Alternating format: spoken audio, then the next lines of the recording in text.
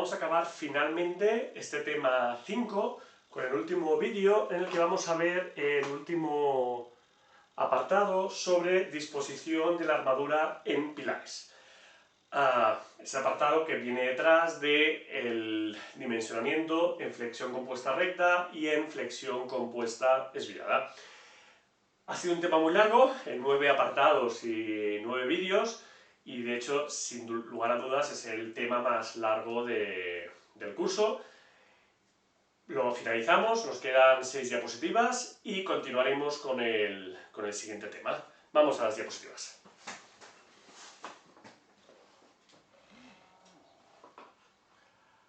Bueno, os voy a dar algunas indicaciones básicas sobre aspectos de disposición de armadura en función de lo que dice el código estructural. Por ejemplo, para empezar, en pilares podemos ver en el anejo 19, en el artículo 952, las disposiciones constructivas o los detalles de armado, y nos dicen primero de todo que el diámetro mínimo de la armadura que consideraremos a flexo-compresión, recta o desviada, será de 12 milímetros. En caso de tener un pilar poligonal, por ejemplo un pilar cuadrado, dispondremos siempre de una armadura en cada esquina. Si fuera un octógono, pues tendríamos en las 8 esquinas o las 8 vértices del polígono, también deberíamos tener armadura longitudinal. En un pilar circular nos dice que también el armado mínimo van a ser 4 redondos del 12. Eso es una novedad en el código estructural, ya que hasta ahora la instrucción EH, la anterior y todas las anteriores, decía que en pilares circulares mínimo 6 armaduras del 12. En caso de compresión simple, pilares armados simétricamente, nos dicen que la armadura mínima será un 10%, o sea, la capacidad de la armadura mínima a su PS mínima por F sub I, si pasamos multiplicando, será un 10% del axil, o lo que es lo mismo que el área será un 0,10 por el axil de cálculo debido el límite elástico.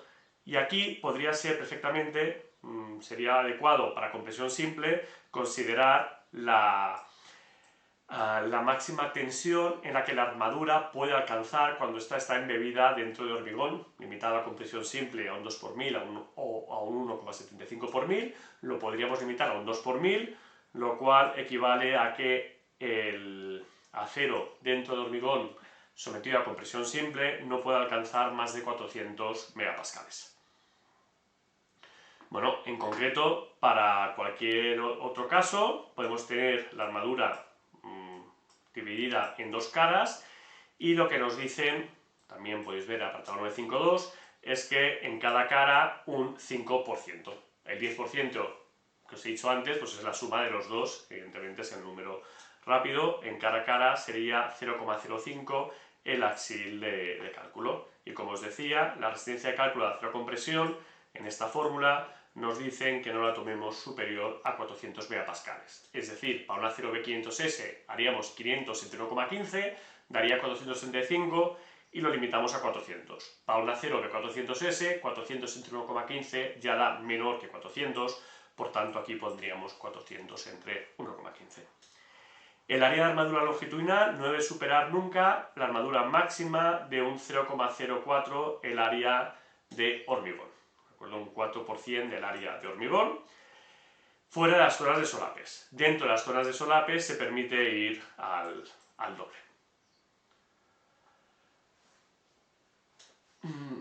Hay que ir con cuidado con el pandeo de la armadura comprimida. Claro, la armadura se va a comprimir mucho más que el hormigón que la rodea y por tanto podría ser susceptible de sufrir pandeo. Por ejemplo, en este vídeo que podéis seguir por aquí, que os pondré a continuación en la lista de distribución o la lista de reproducción, podéis ver que la armadura interna ha pandeado, lo cual significa que además ha reducido toda la sección, ya que ha hecho estallar el recubrimiento de hormigón y la armadura deja de funcionar y también todo el hormigón del recubrimiento, alcanzándose el estado límite último del pilar. Entonces, Esto es porque este pilar tiene 4 armaduras y la longitud del pandeo de esta armadura sería muy grande. ¿Cómo limitamos la longitud de pandeo de la armadura? Que hay que diferenciarlo claramente con la longitud de pandeo del pilar, que son cosas diferentes. Pues la armadura, vamos a poner armadura cortante para limitar la longitud de pandeo de la armadura principal a compresión. Entonces pondremos estos cercos, que además nos va a servir, va a tener una doble función. Por una parte, va a limitar mucho la longitud de pandeo, haciéndola muy, muy pequeña, y por otra parte, pues nos podría servir para confinar el hormigón del núcleo del pilar que queda dentro, del hormigón que queda dentro de la armadura. La definición de esta armadura para evitar el pandeo de la armadura longitudinal, pues viene en el apartado 953 del anejo 19 y nos dicen que el diámetro del cerco será superior a 1/4 del diámetro de la armadura longitudinal máxima. Es decir, si tenemos armaduras del 20, pues 1/4 serían 5 milímetros, pues con armaduras del 6 ya nos valdría. Pero si tuviésemos armaduras del 32, pues 32 entre 4, 8 milímetros, mínimo para armaduras del pilar de 32, extraña significación convencional, pero podríamos encontrarlas, los cercos tendrían que ser de 8 milímetros. Y la separación entre cercos, la separación longitudinal entre cercos, será el menor de 300 milímetros, 15 veces el diámetro mínimo de la armadura longitudinal. Si la armadura está compuesta por redondos del 12, pues será 15 por 12, y la menor dimensión del elemento, ya sea el ancho o el largo, ahora que realmente a nivel seccional B o H, pero si el pilar es cuadrado, pues evidentemente va a ser igual. Estas longitudes que tendremos que respetar para evitar el pandeo de la armadura longitudinal se deben multiplicar por 0,6 en dos casos. Primero, justo encima y debajo de la viga o la losa, es decir, en la zona continua a la viga y la losa, en una zona de distancia menor o igual que la sección del pilar. Por lo tanto, si el pilar tiene 30 centímetros, los primeros 30 centímetros, o si el pilar tiene 50, los primeros 50 centímetros por arriba y por debajo de la losa o de la viga, tendremos que limitar estas distancias a 0,6 veces este valor. Y también en la zona de solape de armadura de pilares, si el diámetro de la armadura es superior a 14. Por lo tanto, para pilares con armaduras del 16 hacia arriba, estas distancias las tendremos que en la zona de solape, toda la zona de solape de la armadura de pilares, habrá que multiplicarla por 0,6, y además, mínimo, en la zona de solape tendrán que haber 3 cercos o 3 barras transversales para el solape, que van a ser cercos normalmente en los pilares. Además, nos dice, apartado 953, que toda barra o grupo de barras longitudinales colocadas en una esquina deben estar sujetas mediante una armadura transversal. Es decir, todas las barras que estén en una esquina de la sección, siempre, serían estas de aquí, deben estar sujetas, es decir, debe haber un cerco que gire alrededor de la barra de las esquinas. Y aparte dice, ninguna barra de la zona de compresión debe estar a una distancia superior a 150 milímetros de otra que se encuentre sujeta. El código estructural lo deja aquí, ¿de acuerdo? En esta frase no viene una figura. Os he puesto la figura de la instrucción EHE, que no está incluida en el código estructural, ¿de acuerdo? Entonces no la encontraréis, pero que lo que nos da pues una posible guía de cómo considerar esta segunda frase que tenemos en este punto número 6. Es decir, por ejemplo, si esta distancia es menor de 15 centímetros, la separación entre esta barra y esta, pues estando todo comprimido, pues no hay problema, no hace falta sujetarla porque está a menos de 15 centímetros de una barra sujeta. En cambio, si esta distancia en esta dirección es mayor que 15 centímetros, tanto de aquí a aquí, por ejemplo, o de aquí a aquí, pues resulta que esta de aquí estaría a una distancia mayor de 15 centímetros de una barra cogida, por lo tanto, habrá que sujetarlas. Si esta distancia fuera menor de 15, pues ya no haría falta sujetarlas, porque estaría a una distancia inferior a 150 milímetros de otra que se encuentre sujeta. Entonces aquí también habría que acotar que esta distancia es mayor de 15. Aquí, por ejemplo, si esta distancia es mayor de 15, pues tendremos que sujetar siempre estas barras.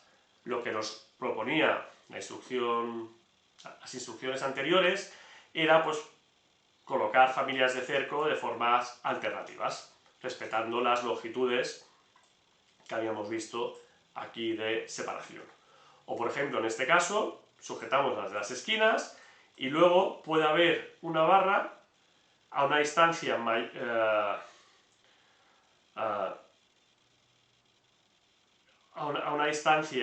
menor de 15 que se encuentre cogida. Pues esta está cogida. Pero por ejemplo, esta de aquí, pues la siguiente barra cogida sería esta de aquí, sujeta, o esta de aquí. Por lo tanto, hay que sujetarla. Lo mismo, esta está bien, porque tiene a una distancia de menos de 15 centímetros una barra sujeta, pero esta de aquí hay que sujetarla. Esta de aquí ya quedaría bien, porque tendría a su lado a menos de 15 centímetros barras que ya han sido sujetadas. ¿De acuerdo? Esto es un gráfico que nos permite un poco entender mejor esta frase. Si bien hay otras formas de conseguir sujetar las barras y otras formas de colocar los cercos.